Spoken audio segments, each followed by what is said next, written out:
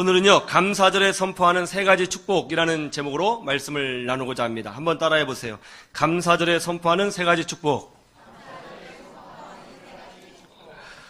설 명절이나 추석 명절에는요, 옛날에 우리 어르신들이 자녀들을 불러놓고 항상 덕담을 하는 그런 풍습이 우리 민족 가운데 있었습니다. 그렇죠? 이 덕담이 뭐냐?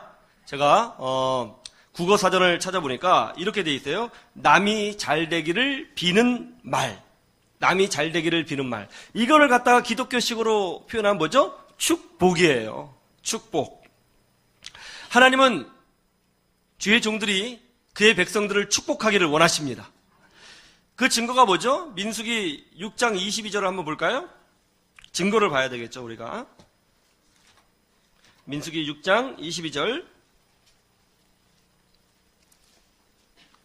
민수기 6장 22절. 제가 여러분에 봉독해 드리겠습니다.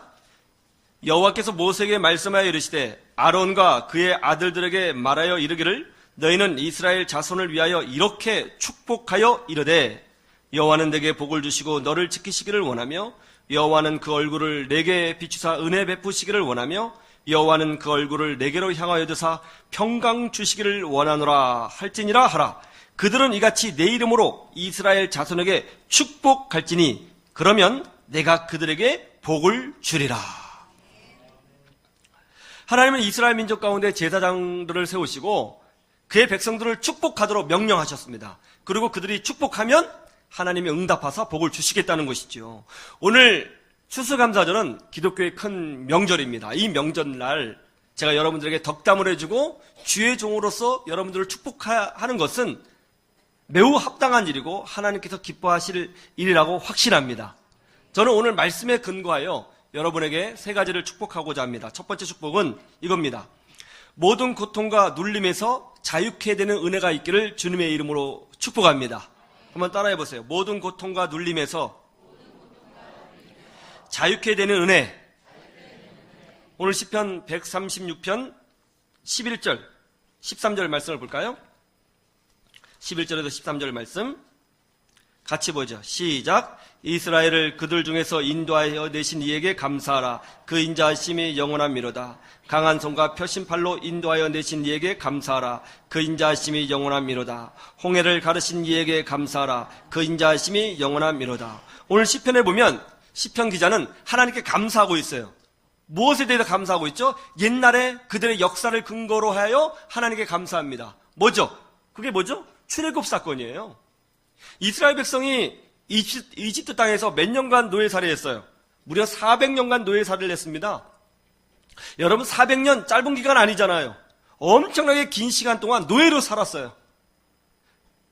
말이 노예지. 여러분 고대 사회의 노예는요 정말 가혹하게 학대를 받으며 살았습니다. 인권이 없죠. 사람 취급을 받지 못했어요. 내가 자녀를 낳았어요? 근데 그 자녀도 노예예요. 걔가 또 애를 낳았어요? 걔도 노예예요. 손주도 노예죠. 희망이 없어요.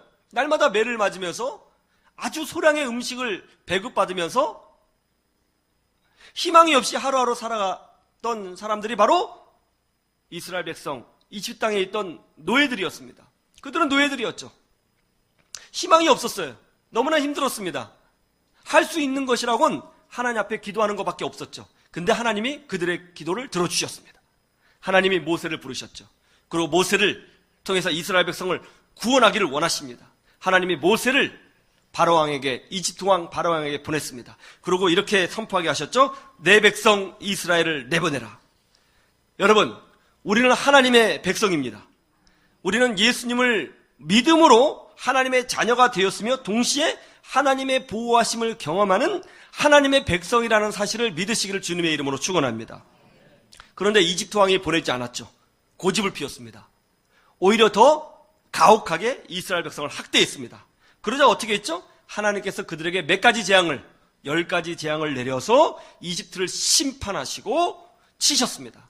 그러자 그들이 깜짝 놀라서 두 발을 다 들고 항복하여 이스라엘 백성을 내보내죠.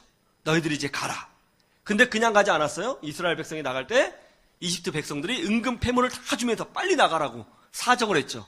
이스라엘 백성이 이집트 땅을 빠져나왔습니다. 400년 만에 자유를 얻었습니다. 그런데 기쁨도 잠시였어요. 잠깐 쉬고 있는데 이집트 왕 바로가 마음이 변심했습니다. 내가 무슨 생각으로 내 노예를 놔줬던고. 그러면서는 군대를 데리고 와서 군대와 함께 이스라엘 백성을 추격했습니다. 이스라엘 백성이 하나님 앞에 또 울부짖었습니다. 어떤 일이 벌어졌습니까? 하나님이 홍해바다를 가르셨어요. 이스라엘 백성이 그 홍해바다를 마른 땅과 같이 건너게 되었습니다. 그런데 그 모습을 본 이집트 병사들도 이스라엘 백성을 따라서 홍해바다로 들어가게 되었죠. 이스라엘 백성이 다 빠져나오자 홍해바다가 다시 갈라진 것이 다시 합쳐지게 되었습니다.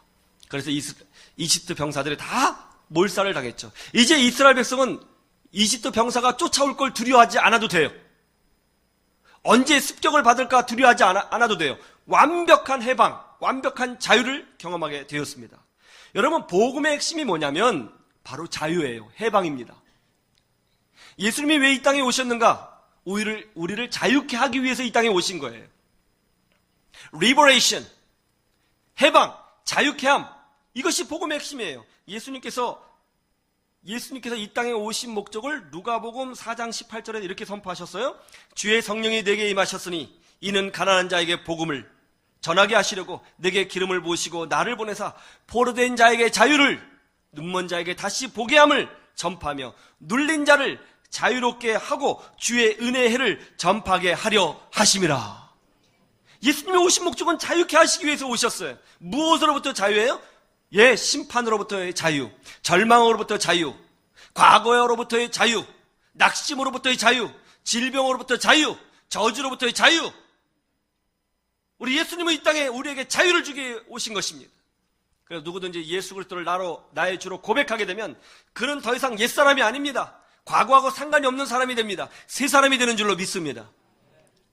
누구든지 예수님을 나의 구주로 영접하면 그 사람은 내 영혼이 치유되어지고 육신의 질병이 치유되고 가난이 치유되고 절망이 치유되고 모든 편견과 선입견이 치유되어 참된 자유를 경험하는 것을 체험하게 되는 것입니다. 존 레이크 목사님이라고 있습니다. 이분이 16살 때 예수님을 영접했습니다. 그리고 신앙생활 잘했습니다.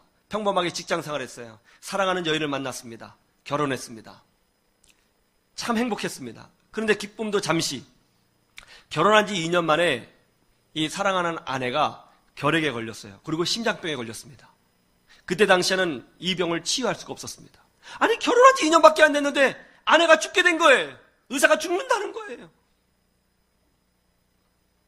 아내가 죽는다고 판정을 받으니까 아무것도 할 수가 없었어요. 직장에서 일을 하더라도 일하는 것 같지도 않고 하루하루를 살아도 사는 것 같지 않았습니다. 특별히 언제 심장이 멈출지를 몰라서 늘 긴장 상태에 사는 거죠. 모든 삶이 일순간에 정지가 되었습니다. 병원비도 걱정이 되었고요. 이 가정이 완전히 끝날 것도 걱정이 되었습니다. 그런 걱정과 두려움이 이 사람을 완전히 사로잡아서 아무것도 하지 못하게 만들었습니다. 그러던 어느 날 성경을 읽는데 사도행전 10장 38절을 읽고 놀라운 기적을 체험하게 됩니다. 그 말씀은 이거예요. 하나님이 나사렛 예수에게 성령과 능력을 기름 붓듯 하셨음에 그가 두루 다니시며 선한 일을 행하시고 마귀에게 눌린 모든 사람을 고치셨으니 이는 하나님이 함께 하셨습니다. 성령 하나님께서 예수 그리스도와 함께 하시니까 예수님이 마귀에게 눌린 모든 사람을 치료하여 주셨다는 것입니다. 이 말씀을 딱 읽었는데요. 그 전에 경험하지 못했던 어떤 감동, 뜨거움, 확신이 이 머리와 가슴에 꽉 차게 되는 것을 경험하게 되었습니다. 그때서야 그는 하나님 앞에 무릎 꿇고 간구하기 시작했습니다. 하나님, 우리 아내도 이런 눌림에서 자유케 하여 주시옵소서. 이런 두려움에서 자유케 하여 주시옵소서. 이런 질병으로부터 자유케 하여 주시옵소서. 간구했어요.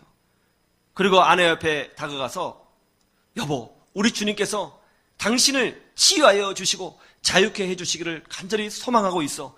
여보, 기도합시다. 그랬더니 갑자기 부인이 아멘 소리를 지르면서 침대 위에 벌떡 일어나서 깡충깡충 뛰더라는 거예요.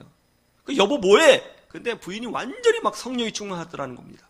근데 그 모습을 보는 순간 이분도 가슴이 뜨거워졌어요. 완전히 성령의 기름 부으심을 경험했습니다. 그날 밤에 두 내가 놀라운 하나님의 은혜를 체험했어요. 눈물 콧물 다 쏟고 하나님 앞에 기도하고 났더니 아내의 심장병과 결핵이 완전히 치유되는 기적을 체험하게 되었습니다. 이것을 딱 경험하고 난 후에 이분이 아하, 예수 그리스도의 복음의 능력은 자유케 하는 능력이 있구나 깨닫고 나서 목회자가 되었습니다.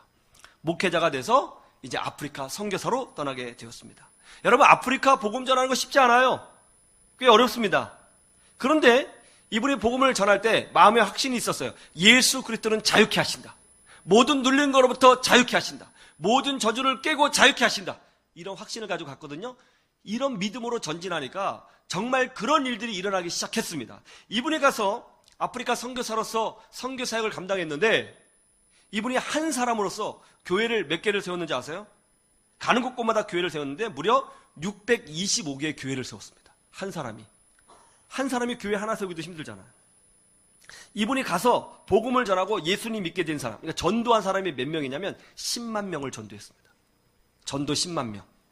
그리고 교역자, 목회자 양성을 1250명을 양성하게 되었습니다. 여러분, 우리 예수 그리스도는 우리에게 자유를 주시는 분이신 줄로 믿으시기를 주님의 이름으로 축원합니다.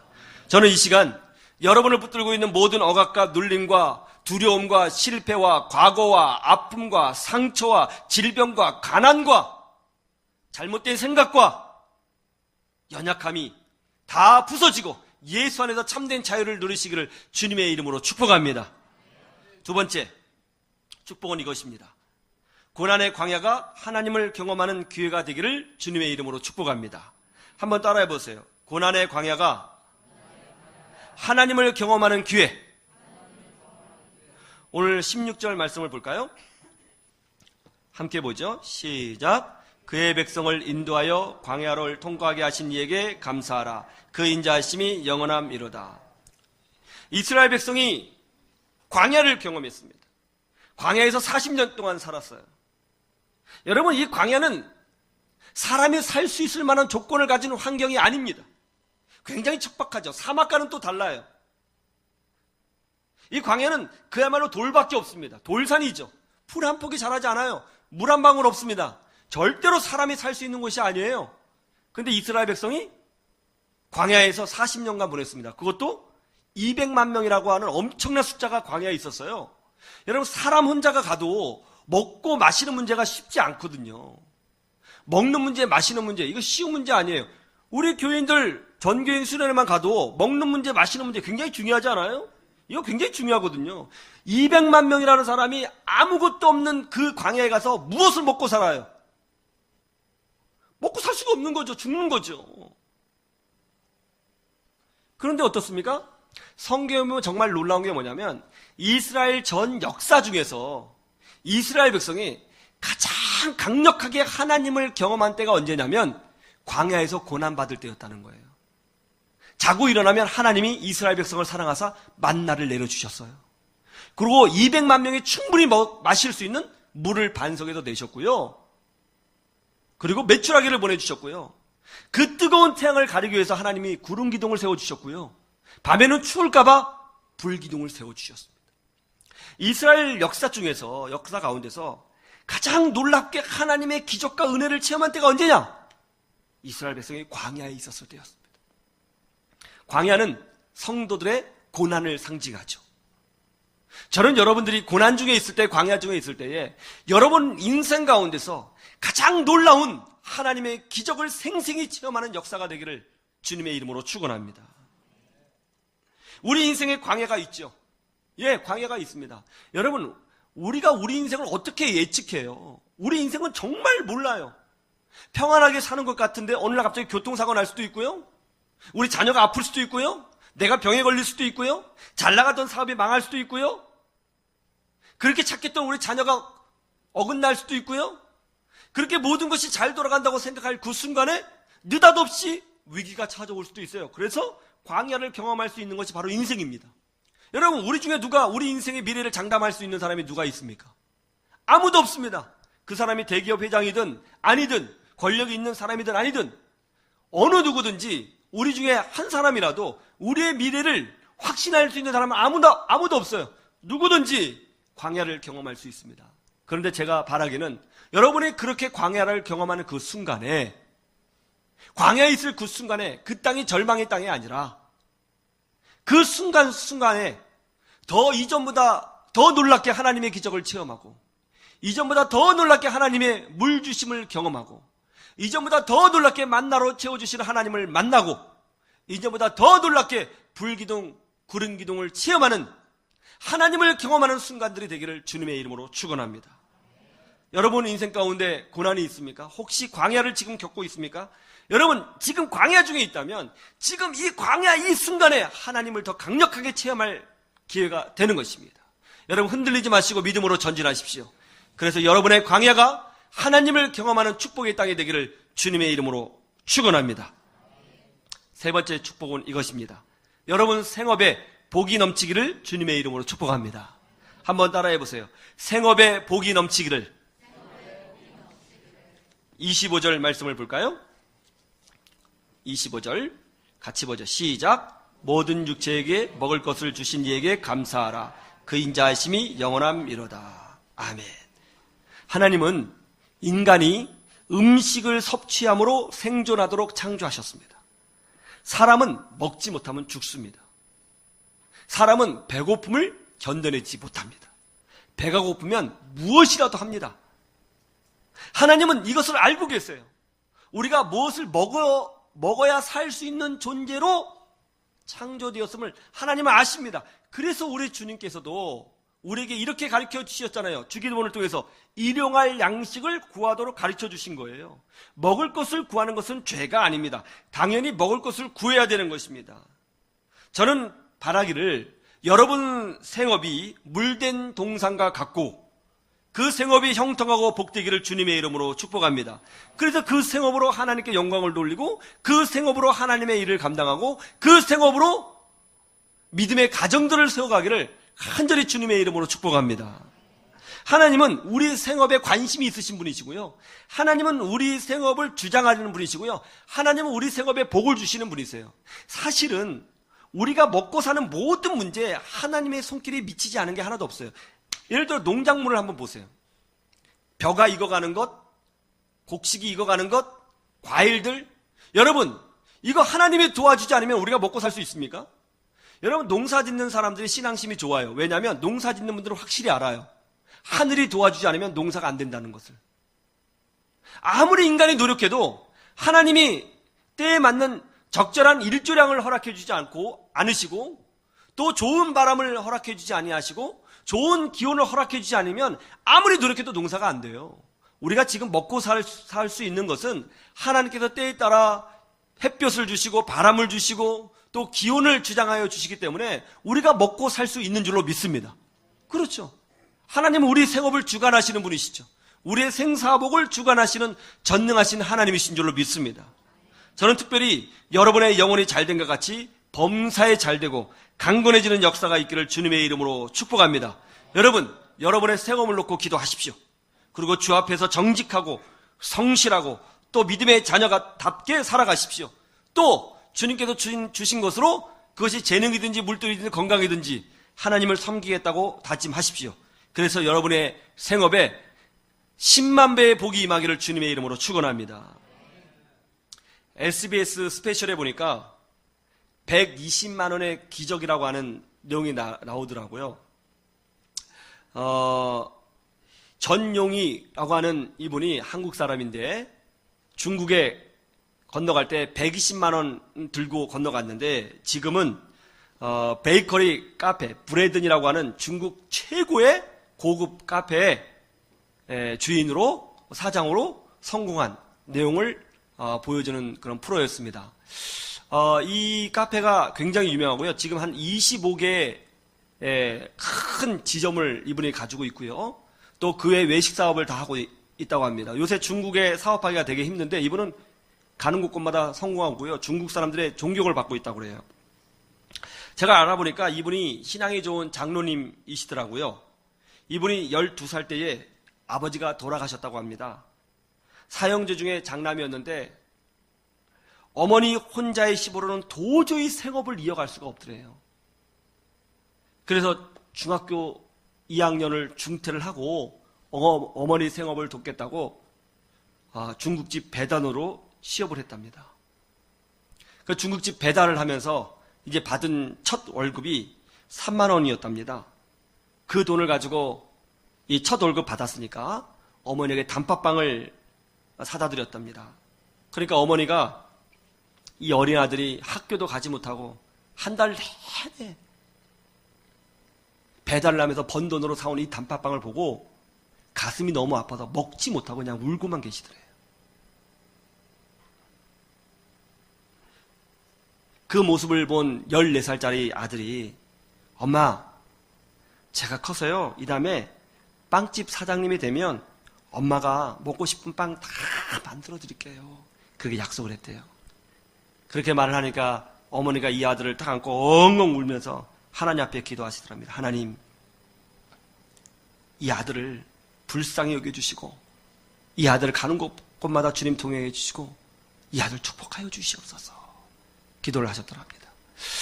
이번에 이제 성장한 이후에는 서울하고 인천 지역에 다니면서 뭐 학력이 없으니까 안 해본 일이 없대요. 다 밑바닥 일을 다 했답니다. 그러다가 이제 어떻게 해서 중국이라는 곳을 알게 되었고 이제 120만 원하고 성경책 딱 120만 원하고 성경책 딱 한 권 들고 무작정 중국으로 떠나서 보따리 장사를 시작했답니다. 보따리 장사를 하다 보니까 품목이 다양하잖아요. 그 뭐 눈에 보이는 대로 막 뛰어가지고 뭐 배 타고 왔다 갔다 하면서 보따리 장사를 한 거죠. 근데 막 적자가 나는 거예요. 해도 안 되는 거죠. 그러다가 이제 첫 수익을 냈는데 5만 원을 벌었답니다. 5만 원. 첫 수익. 하나님 앞에 너무나 감사해서 그 첫 수익 5만 원을 한인교회 찾아가서 하나님 앞에 첫 열매라고 하면서 전부를 드리고 하나님, 제 첫 열매입니다. 주님, 이렇게 벌게 해주셔서 감사합니다. 하고 이제 감사의 기도를 드렸답니다. 그리고 자기 인생을 인도해달라고 야곱처럼 기도를 했대요. 그러고 나서 기적이 일어났습니다. 이번에 이제 보따리 장사를 하는데 이상하게 어느 날부터 중국인들의 문화 코드가 읽어지기 시작하더래요. 아, 중국 사람들이 이런 거 좋아하는구나. 중국인들의 문화, 습성, 어떤 성격 이런 것들이 막 눈에 막 들어오더라는 겁니다. 그래서 이 중국 사람들에게는 이런 거 하면 좋아하겠구나 해서 만든 것이 브레든이라고 하는 베이커리 카페를 열게 되었는데요. 물론 처음부터 잘 된 건 아니에요. 근데 계속 기도하면서 하나님이 주신 지혜를 따라 연구하면서 이 카페를 운영해 갔는데 어느 순간 되니까 중국인들이 줄을 서서 빵을 찾고 있더라는 거예요. 엄청나게 줄을 서서 오더랍니다.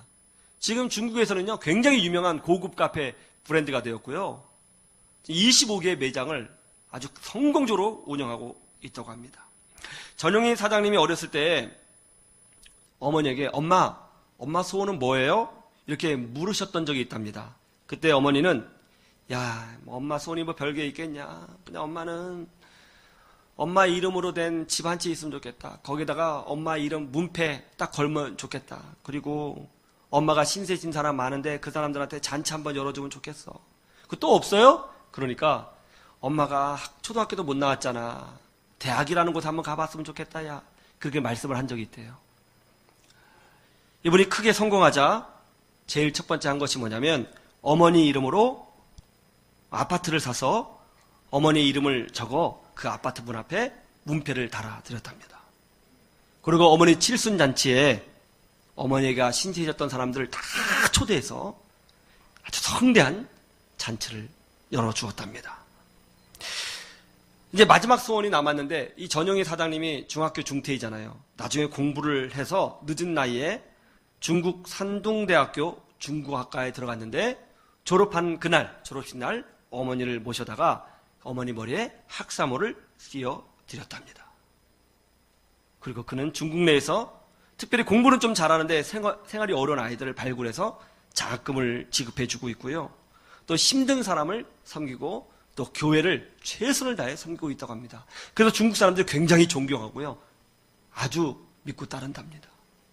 TV에서는 이것을 120만 원의 기적이라고 하면서 아주 경이롭게 묘사를 했습니다. 하나님은 낮은 자를 높이시고 가난한 자를 부하게 하시며 절망을 희망으로 바꾸어 주시는 분이신 것입니다. 저는 이 감사절 날 여러분에게도 이와 같은 은혜가 있기를 주님의 이름으로 온 마음 다해 축복합니다. 축복합니다.